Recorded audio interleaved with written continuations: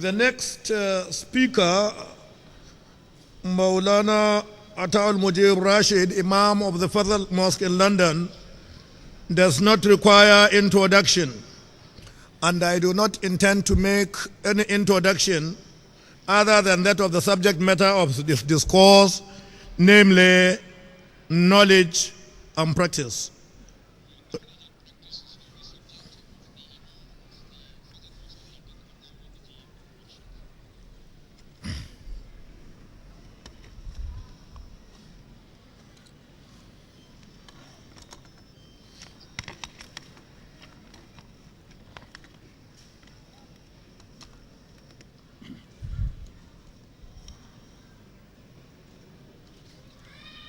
أشهد أن لا إله إلا الله وحده لا شريك له وأشهد أن محمدًا عبده ورسوله أشهد أن لا إله إلا الله وأشهد أن محمدًا عبده ورسوله أما بعد فأعوذ بالله السميع العليم من الشيطان الرجيم بسم الله الرحمن الرحيم الحمد لله رب العالمين الرحمن الرحيم مالك يوم الدين إياك نعبد وإياك نستعين اهدنا الصراط المستقيم صراط الذين أنعمت عليهم غير المغضوب عليهم ولا الضالين من المؤمنين رجال صدقوا ما عاهدوا الله عليه فمنهم من قضى نحبه ومنهم من ينتظر وما بدلوا تبدیلا۔ سامعین کرام، میری آج کی تقریر کا موضوع علم و عمل بظاہر بہت ہی سادہ، مختصر، آسان اور محض 2 الفاظ پر مشتمل دکھائی دیتا ہے، لیکن بنظر غور دیکھا جائے تو یہ موضوع اپنے اندر معانی اور مفاہیم کی گہرائی اور مضامین کی غیر معمولی وسعت اور جامعیت رکھتا ہے۔ علم اور عمل دراصل 2 ایسے دائرے ہیں جنہوں نے ہماری ساری زندگی کا احاطہ کیا ہوا ہے۔ ابتدا سے لے کر انتہا تک ہماری ساری جد و جہد، خواہ وہ دین سے تعلق رکھتی ہو یا دنیا سے، انہی 2 دائروں پر مشتمل اور انہی 2 محوروں کے گرد گھومتی نظر آتی ہے۔ علم کے بغیر نہ دین کے تقاضے پورے ہو سکتے ہیں اور نہ دنیا کی ضروریات، اور دوسری طرف عمل نہ ہو تو انسان کو نہ دین کے میدان میں کچھ حاصل ہوتا ہے اور نہ دنیا میں۔ علم اگر بیج کی طرح ہے تو عمل اس کا پھل ہے۔ علم کے بغیر صحیح عمل کا تصور ممکن نہیں، اور اگر عمل نہ ہو تو محض علم ایک بے فائدہ چیز ہے۔ علم کا مقصد ہی یہ ہے کہ علم کی روشنی میں انسان عمل کی شاہراہ پر گامزن ہو اور بالآخر صحیح علم اور مناسب حال عمل صالح کی برکت سے اپنے مقصد کو پالے۔ اس لحاظ سے علم و عمل باہم لازم و ملزوم ہیں، ایک گاڑی کے 2 پہیے ہیں جن کے بغیر انسانی زندگی کی گاڑی چل نہیں سکتی۔ ان میں توازن بھی ضروری ہے اور موافقت بھی۔ حق یہ ہے کہ علم و عمل ہماری زندگی کا ماحصل اور نچوڑ ہیں، ہماری فلاح اور کامیابی کا محور اور معیار ہیں۔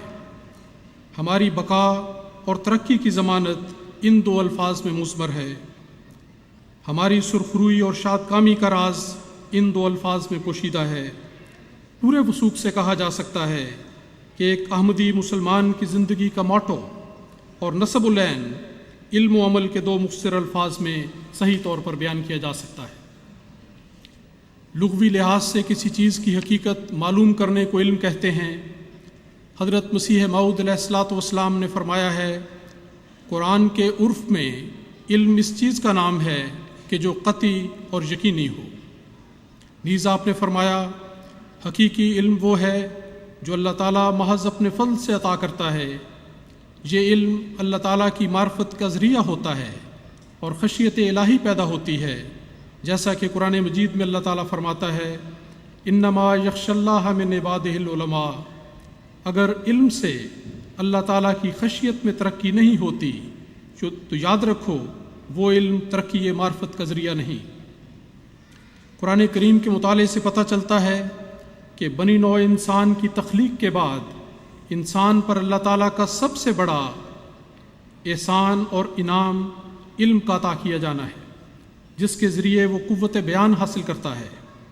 اللہ تعالیٰ نے فرمایا خلق الانسان علمہ البیان، کہ اللہ تعالیٰ نے انسان کو تخلیق کیا اور اسے بیان سکھایا۔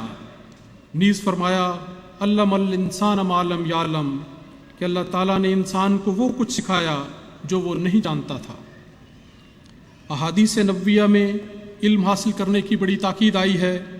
ایک حدیث میں آیا ہے طلب العلم فریضۃ علی کل مسلم و مسلمۃ، کہ علم کا حاصل کرنا ہر مسلمان مرد اور عورت پر فرض ہے۔ ایک دوسری حدیث میں یہ تاکید ہے کہ اطلب العلم من المہد الی اللحد، کہ پنگھوڑے کی عمر سے لے کر قبر میں داخل ہونے تک علم حاصل کرتے چلے جاؤ۔ ایک تیسری حدیث میں یہ ارشاد ملتا ہے کہ اطلب العلم ولو بالسین، کہ علم حاصل کرنے کی خاطر اگر تمہیں چین تک بھی سفر کرنا پڑے تو ضرور جاؤ۔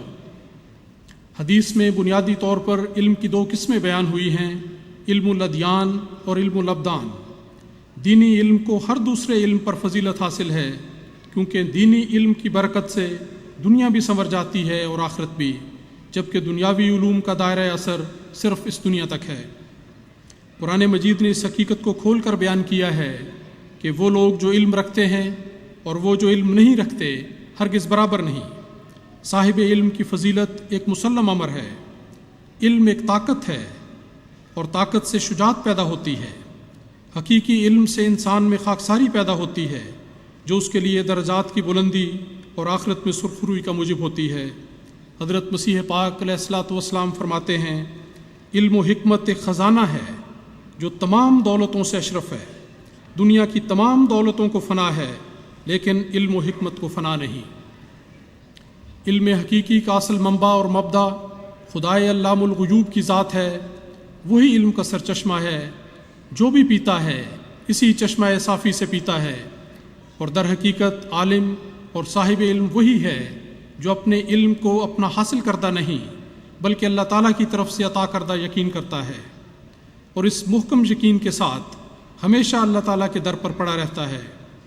انسان کو یہ درس نصیحت دینے کے لیے اللہ تعالیٰ نے فرشتوں کی مثال دی ہے کہ انہوں نے کس عاجزی سے اس بات کا اقرار کیا تھا کہ لا علم لنا الا ما علمتنا، کہ ہم بالکل بے علم اور تہی دست ہیں اور کچھ نہیں جانتے سوائے اس بات کے جس کا علم تو ہمیں اپنے فضل سے عطا فرما دے۔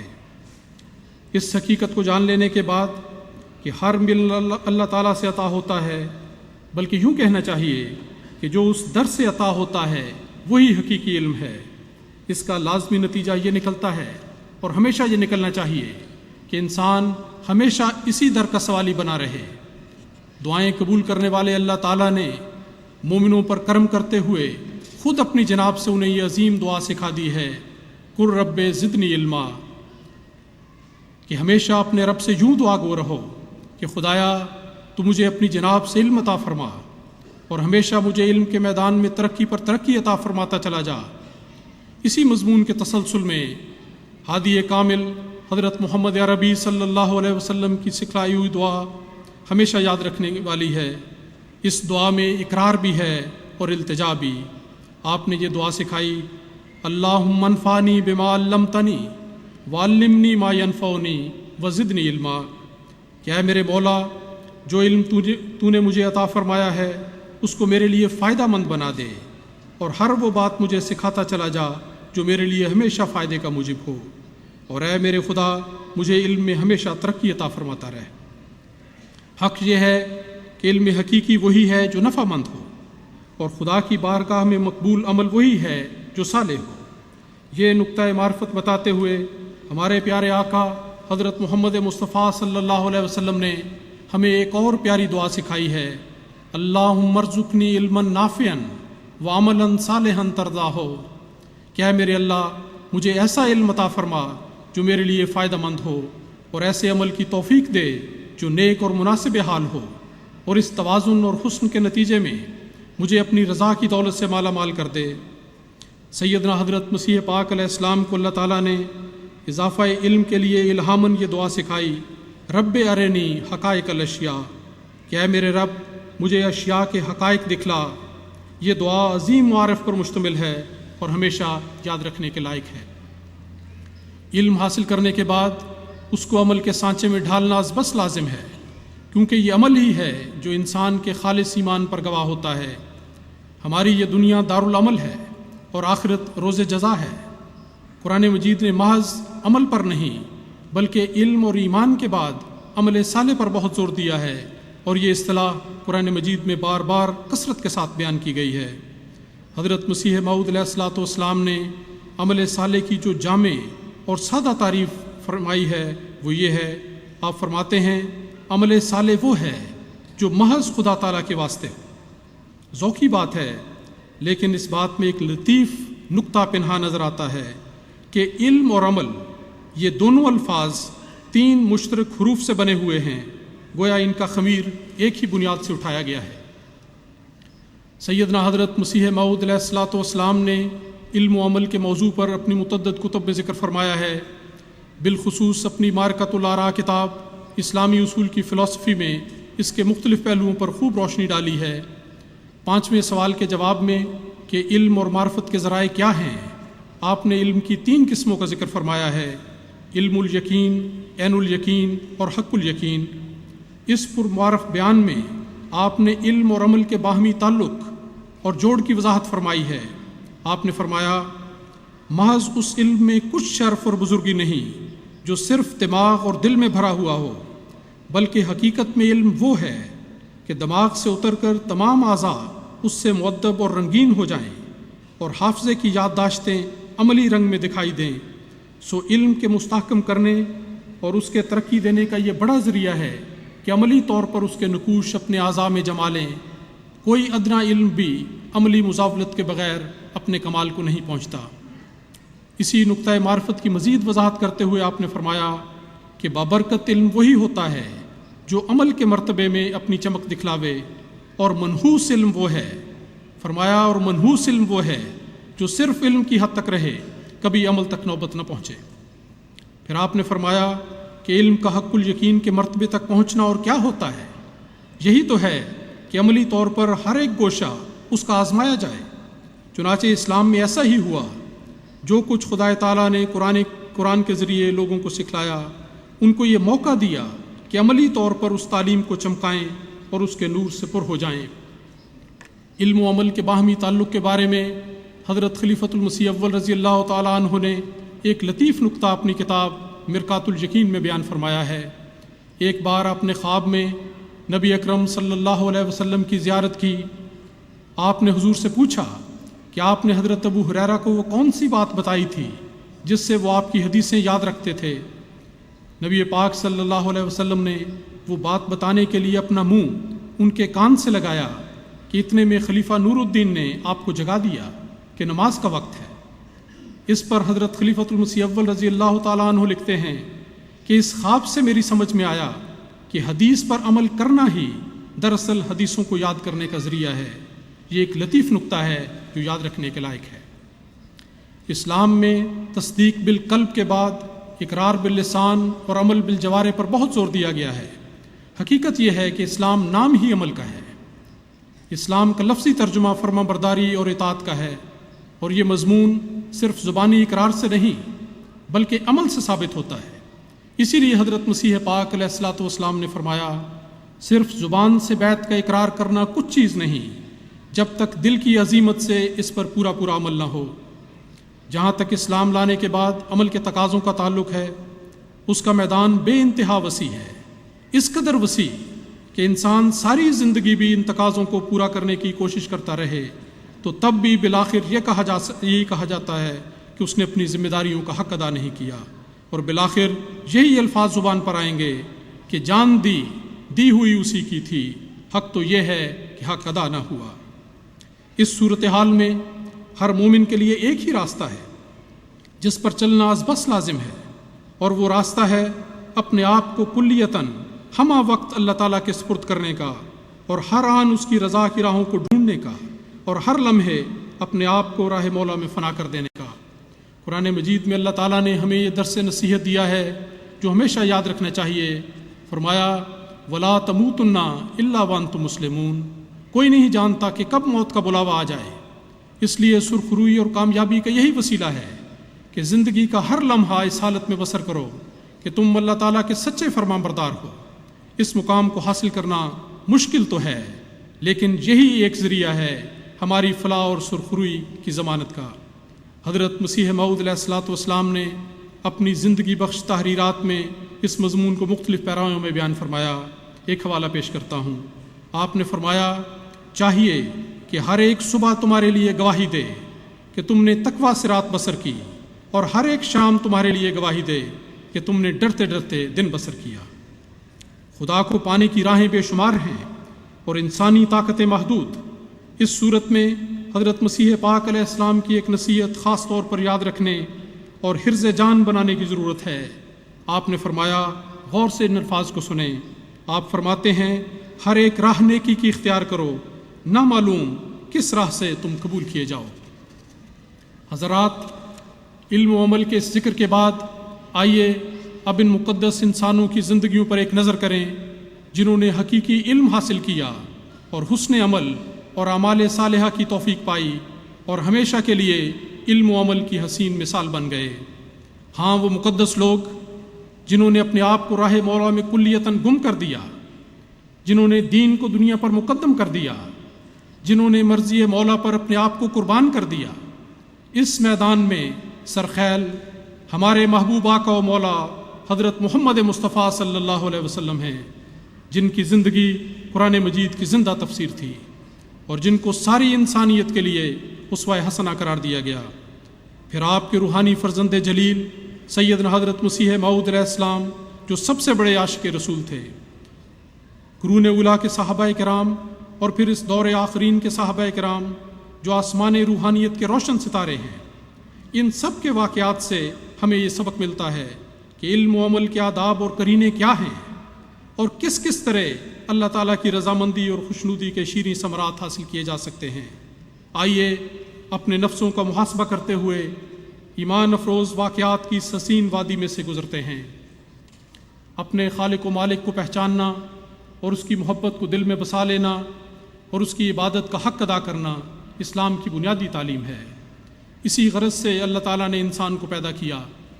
ہمارے آقا و مولا حضرت محمد مصطفیٰ صلی اللہ علیہ وسلم نے اس حقیقت کو سب سے بہتر سمجھا اور اس رنگ میں عمل کے سانچے میں ڈھالا کہ ہمیشہ کے لیے اسوہ حسنہ قرار پائے۔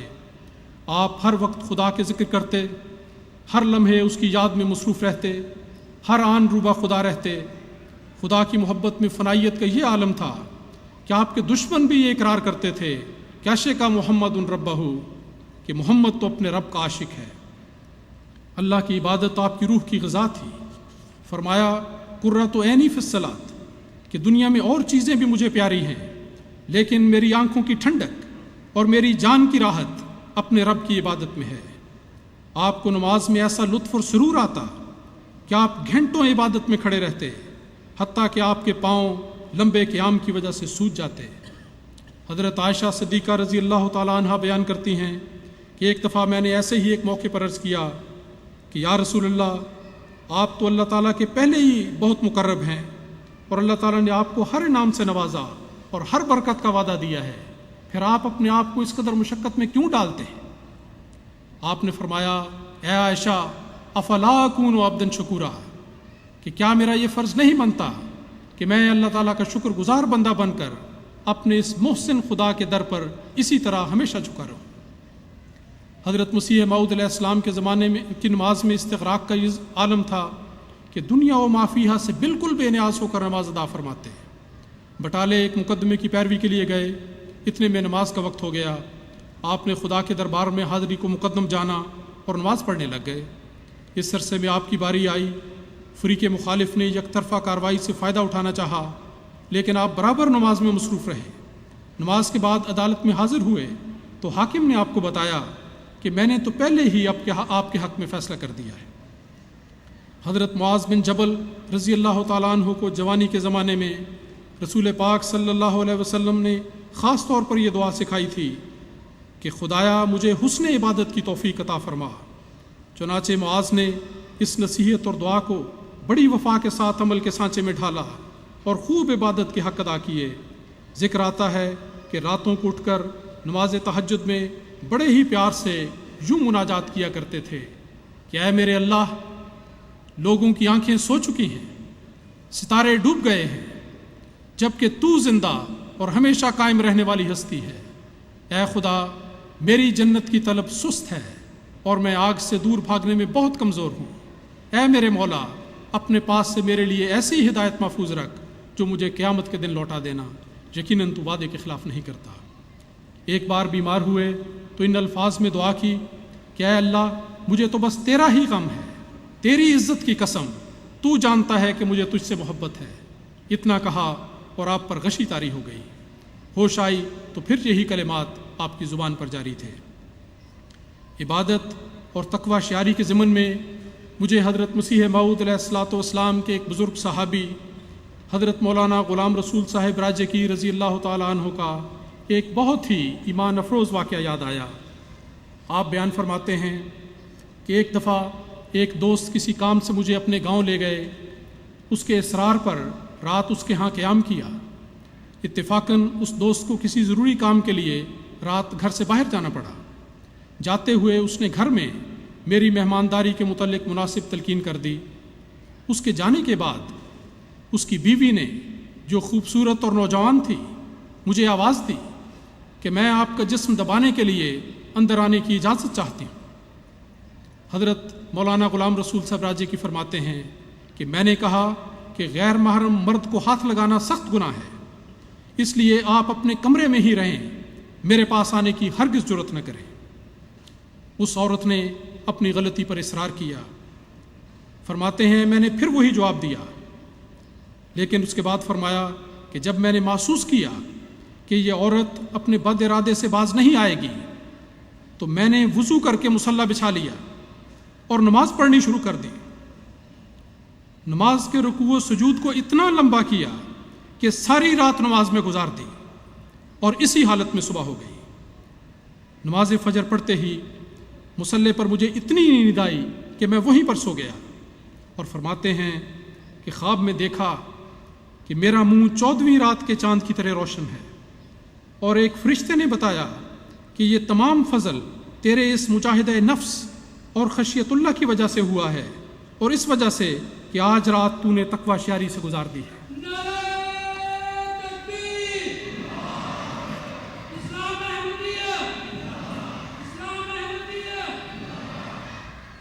قرآن مجید میں انصار صحابہ کرام کی تعریف میں اللہ تعالیٰ نے فرمایا ہے وَيُؤْثِرُونَ عَلَىٰ أَنفُسِهِمْ وَلَوْ كَانَ بِهِمْ خَصَاصَةٌ، کہ یہ ایسے نیک بندے ہیں جو اپنی جانوں پر دوسروں کو ترجیح دیتے ہیں باوجود اس کے کہ انہیں خود تنگی درپیش ہوتی ہے۔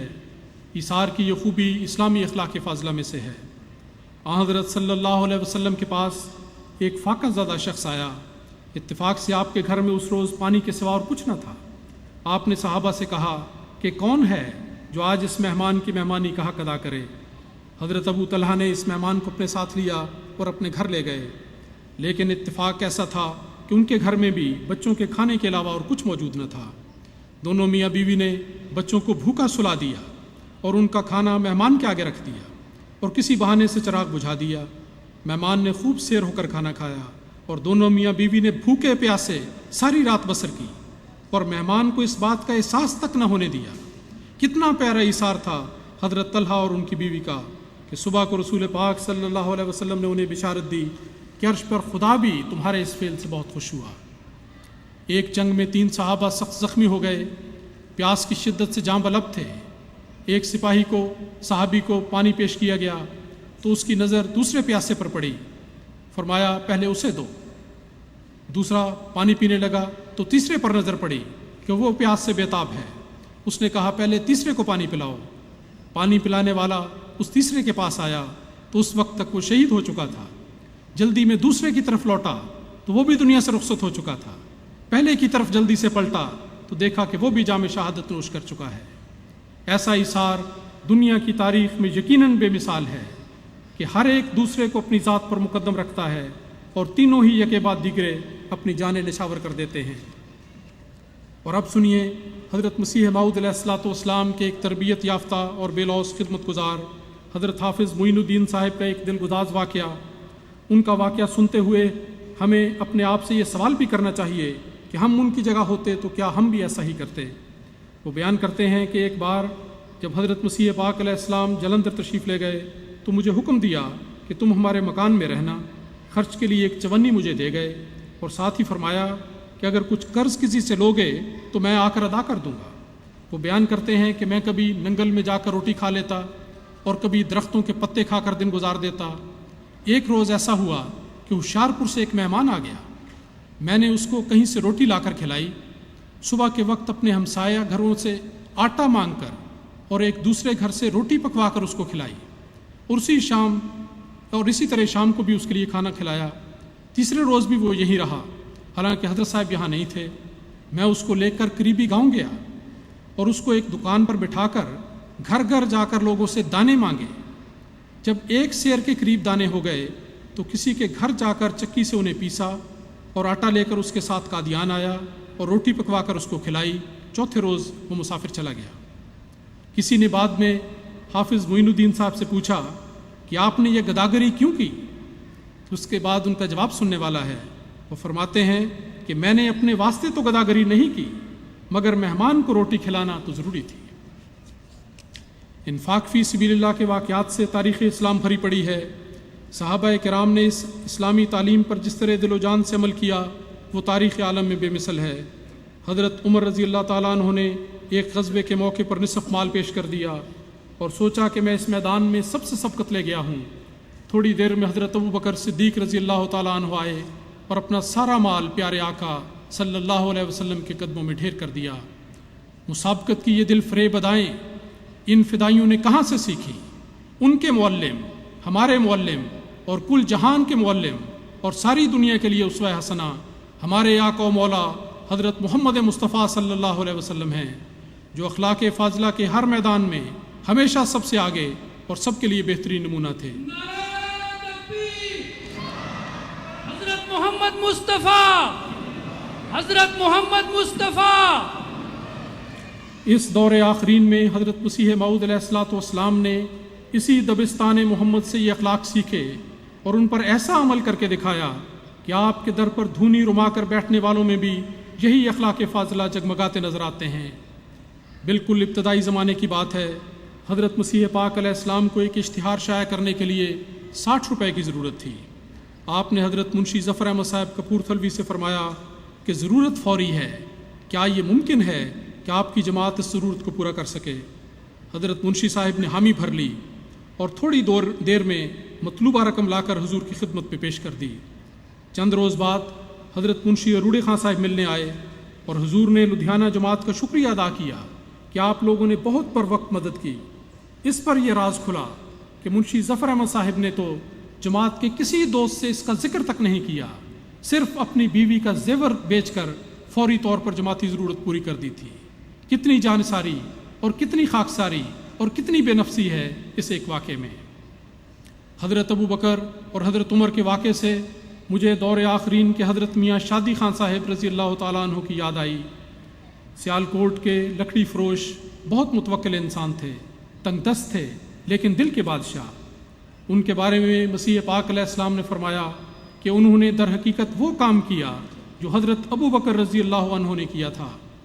اس فدائی انسان کا نمونہ یہ تھا کہ انہوں نے ایک موقع پر اپنے گھر کا سارا ساز و سامان فروخت کر کے 300 روپے حضور کی خدمت میں پیش کر دیے۔ اس زمانے کے لحاظ سے یہ بہت بڑی قربانی تھی۔ حضرت مسیح پاک علیہ السلام نے ایک مجلس میں اس پر اظہار خوشنودی فرمایا کہ میاں شادی خان نے تو اپنا سب کچھ پیش کر دیا۔ میاں شادی خان صاحب نے یہ سنا تو سیدھے اپنے گھر گئے، ہر طرف صحن میں نظر دوڑائی، سارا گھر بالکل خالی ہو چکا تھا، صرف چند چارپائیاں باقی تھیں۔ فوری طور پر ان سب کو بھی فروخت کر ڈالا اور ساری رقم لا کر حضور کے قدموں میں ڈال دی اور حضور کے منہ سے نکلی ہوئی بات لفظاً لفظاً پوری کر دی۔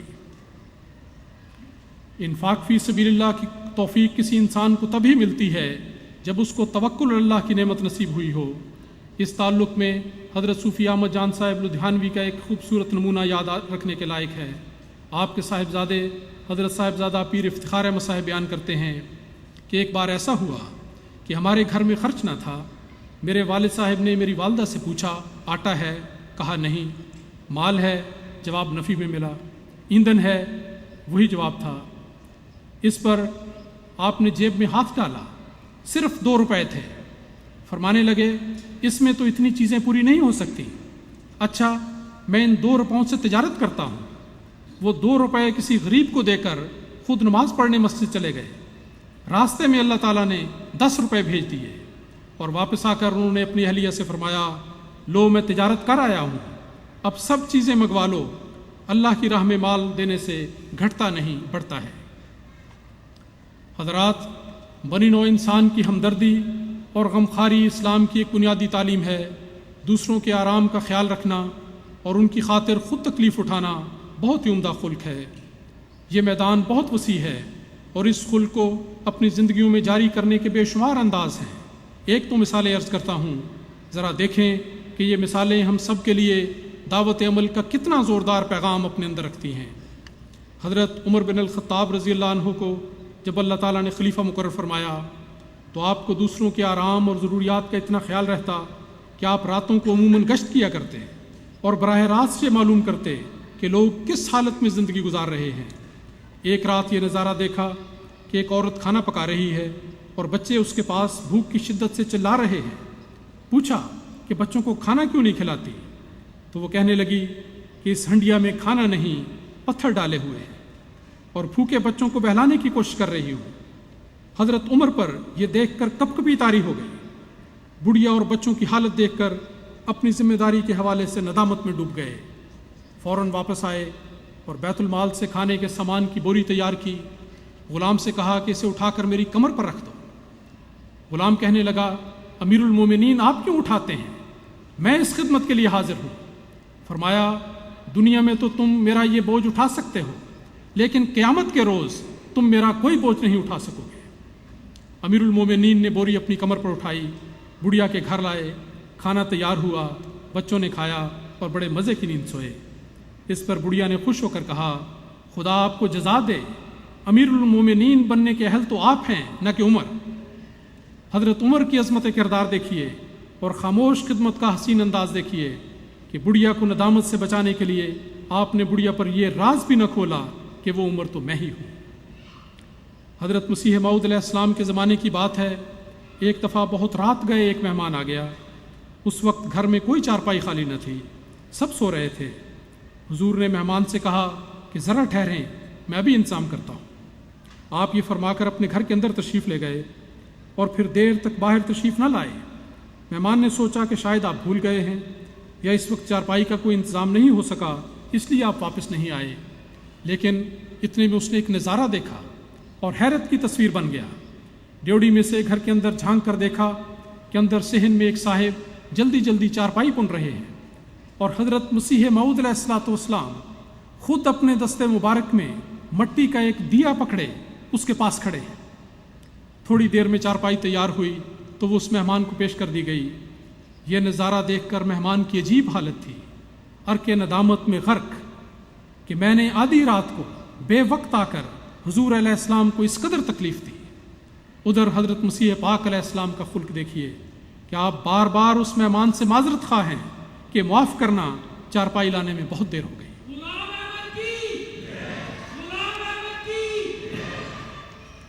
انسان اپنے لیے، اپنے بیوی بچوں کے لیے دعائیں کرتا ہے، دوسروں کے لیے بھی دعائیں کرنے کی توفیق ملتی ہے کہ یہ بھی اسلامی تعلیمات میں شامل ہے، لیکن دوسروں کے لیے دعا کرنے کا جو واقعہ میں ذکر کرنے لگا ہوں کم لوگوں نے سنا ہوگا اور بہت تھوڑے ہوں گے جو کبھی خود اس کیفیت سے گزرے ہوں۔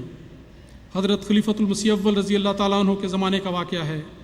چودھری حاکم دین صاحب بورڈنگ کے ایک ملازم تھے۔ ان کی بیوی پہلے بچے کی ولادت کے وقت بہت تکلیف میں تھی۔ اس کربناک حالت میں رات کے 12 بجے وہ حضرت خلیفۃ المسیح اول کے دروازے پر حاضر ہوئے، دروازے پر دستک دی، آواز سن کر پوچھا کون ہے؟ اجازت ملنے پر اندر جا کر زچگی کی تکلیف کا ذکر کیا اور دعا کی درخواست کی۔ حضور فوراً اٹھے، اندر جا کر ایک کھجور لے کر آئے اور اس پر دعا کر کے انہیں دی اور فرمایا یہ اپنی بیوی کو کھلا دیں اور جب بچہ ہو جائے تو مجھے بھی اطلاع دیں۔ چودھری حاکم دین صاحب بیان کرتے ہیں کہ میں واپس آیا، کھجور بیوی کو کھلا دی اور تھوڑی ہی دیر میں اللہ تعالیٰ کے فضل سے بچی کی ولادت ہوئی۔ وہ کہتے ہیں کہ رات بہت دیر ہو چکی تھی، میں نے خیال کیا کہ اتنی رات گئے دوبارہ حضور کو اس اطلاع کے لیے جگانا مناسب نہیں۔ نماز فجر میں حاضر ہو کر وہ کہتے ہیں کہ میں نے عرض کیا کہ اللہ تعالیٰ کے فضل سے کھجور کھلانے کے بعد جلد بچی پیدا ہو گئی تھی۔ اس پر حضرت خلیفۃ المسیح اول نے جو فرمایا وہ سننے اور یاد رکھنے سے تعلق رکھتا ہے۔ دل گداز الفاظ طبیعت میں رقت پیدا کر دیتے ہیں۔ آپ نے فرمایا میاں حاکم دین، تم نے اپنی بیوی کو کھجور کھلا دی اور تمہاری بچی پیدا ہو گئی، تم اور تمہاری بیوی آرام سے سو گئے، مجھے بھی اطلاع دے دیتے تو میں بھی آرام سے سو رہتا، میں تو ساری رات جاگتا رہا اور تمہاری بیوی کے لیے دعا کرتا رہا۔ چودھری حاکم دین صاحب نے یہ واقعہ جب بیان کیا تو بے اختیار رو پڑے اور بے اختیار کہنے لگے کہ کہاں چپڑاسی حاکم دین اور کہاں نور الدین اعظم۔ دین کی خاطر استقامت دکھانے اور اس راہ میں دکھ اٹھانے کے واقعات کی تعداد اتنی ہے کہ انتخاب ایک مسئلہ ہے، اور واقعات اس قدر دردناک ہیں کہ بیان کرنے کی طاقت نہیں۔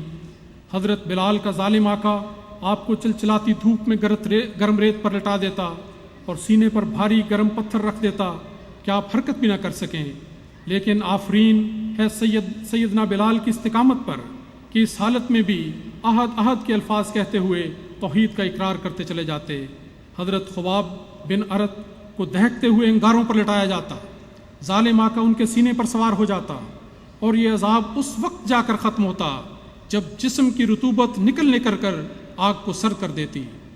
حضرت عمار بن یاسر استقامت کا ایک بلند مینار تھے، ان کو اور ان کے والدین کو ظالموں نے ایسے ایسے زہرہ گداز مظالم کا نشانہ بنایا کہ آج بھی ان کا ذکر آنے پر انسانیت کی جبین ارک ندامت سے تر ہو جاتی ہے۔ ظالم ابو جہل نے ان کی والدہ کی شرمگاہ میں نیزہ مار کر انہیں شہید کر دیا۔ بدبخت ظالموں نے سب کچھ کیا لیکن ان کے ایمان اور استقامت کو مزلزل نہ کر سکے۔ کیوں نہ ایسا ہوتا؟ وہ اس خاتم الانبیاء صلی اللہ علیہ وسلم کے جانثاروں میں سے تھے جن پر تاریخ انسانیت میں سب نبیوں سے زیادہ مظالم روا رکھے گئے۔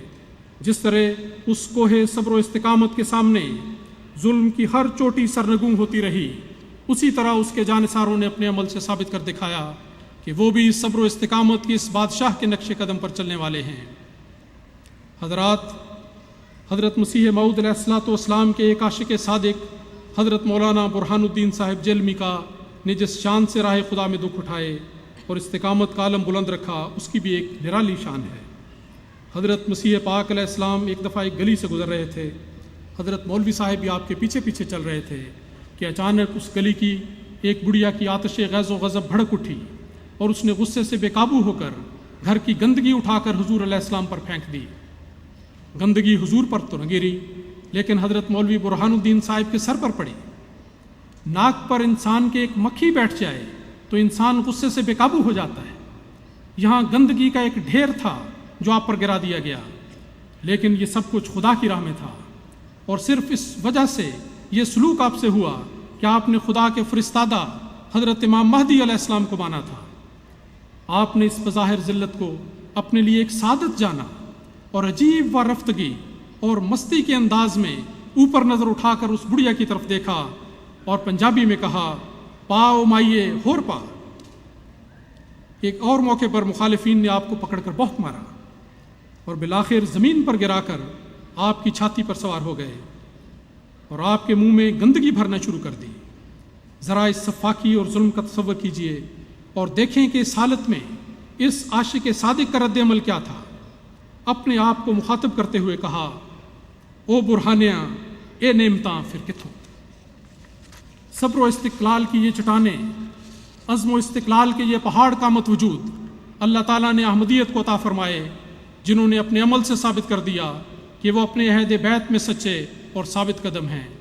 اور ہمارے اس دور میں بھی شہدائے احمدیت نے اور اسیران راہ مولا نے جو قربانیاں دیں، اور آج بھی ہزاروں سینکڑوں ایسے اسیران راہ مولا ہیں جو جیل کی تاریک و تار کوٹریوں میں آہنی سلاخوں کے پیچھے عشق و وفا اور صبر و استقامت کی قندیلیں روشن کیے بیٹھے ہیں۔ لا ریب انہی قندیلوں سے ایک روز یہ سارا جگ منور ہو کر رہے گا۔ حضرات، علم و عمل کے تقاضے بے شمار ہیں، چند مثالیں آپ کی خدمت میں عرض کی ہیں۔ آخر میں یہ عرض کرنا چاہتا ہوں کہ ایک اور میدان عمل بھی ہے جو ہماری راہ دیکھ رہا ہے۔ یہ میدان اپنے عہد و پیمان کو پورا کرنے کا ہے۔ ہم نے دیکھا کہ تاریخ اسلام کے ہر دور میں کس طرح عشاق اسلام نے اپنے ایمان کے تقاضوں کو عملی رنگ میں پورا کر دکھایا۔ انہوں نے علم و عمل کے علم کو بڑی شان سے سربلند رکھا اور کبھی بھی سرنگوں نہ ہونے دیا۔ قرآن مجید میں اللہ تعالیٰ نے ان وفاشیار، راست باز اور صادق القول صحابہ کرام کا بڑی محبت سے ذکر فرمایا ہے۔ اس آیت کریمہ میں جو میں نے شروع میں تلاوت کی تھی، اللہ تعالیٰ نے فرمایا من المومنین رجال صدقوا ما عاہدوا اللہ علیہ، کہ مومنوں میں ایسے مرد ہیں جنہوں نے جس بات پر اللہ سے عہد کیا تھا اسے سچ کر دکھایا۔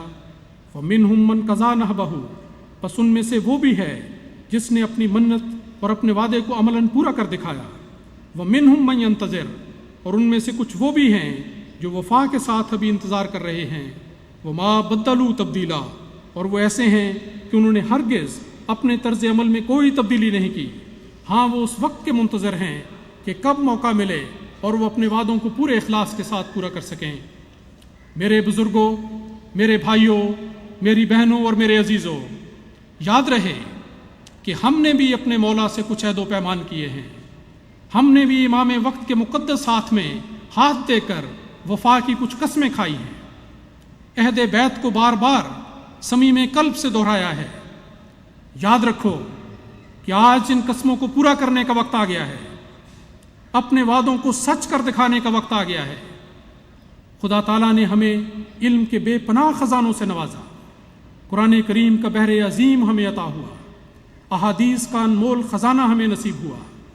مسیح زمانے روحانی خزائن کی دولت سے ہمیں مالا مال کیا۔ اب ان سب علوم کو عمل کے سانچے میں ڈھالنے کا وقت آ گیا ہے۔ یہ باتیں کرنے کا وقت نہیں، عملاً کچھ کر دکھانے کا وقت ہے۔ دیکھو کہ تبلیغ، تربیت اور اصلاح نفس کے کتنے وسیع میدان ہیں جو ہمارے منتظر ہیں، کتنے تقاضے ہیں جو ہم نے پورے کرنے ہیں۔ اٹھو اور صدق و وفا کے ساتھ اپنے نیک عزائم کو اعمال کے قالب میں ڈھالتے چلے جاؤ۔ عشق و وفا کی یہ سچی داستانیں، اسلاف کے یہ ایمان افروز واقعات صرف سننے سنانے کی باتیں نہیں، ان زندگی بخش واقعات میں ہم سب کے لیے ایک عظیم درس نصیحت مضمر ہے۔ جس علم کو صحابہ کرام نے اور ہمارے اسلاف نے سر بلند رکھا، اسے سر بلند رکھنا اور رکھتے چلے جانا اور کل عالم پر لہلاتے چلے جانا، یہ ہمارا فرض ہے۔ بس اے اسلام کے فدائیوں اور احمدیت کے جانثاروں، اٹھو اور خدمت اسلام کرنے کی جو بے تاب تمنائیں تمہارے سینوں میں موجزن ہیں، ان سب کو عملی جامہ پہنا دو۔ خدا کے حضور اپنے سچے اور مخلصانہ ارادے اعمال صالحہ کے خوبصورت تشتوں میں سجا کر پیش کرو کہ اللہ تعالیٰ کے حضور صرف منہ کی باتیں اور زبانی دعوے کچھ حقیقت نہیں رکھتے۔ اس دربار میں تو نیک اور پرخلوص اعمال کے نذرانے ہی قبول ہوتے ہیں۔ اللہ تعالیٰ ہم سب کو حسن عمل اور سعی مشکور کی توفیق عطا فرمائے اور شرف قبولیت عطا فرمائے۔ وآخر دعوانا ان الحمد للہ رب العالمین۔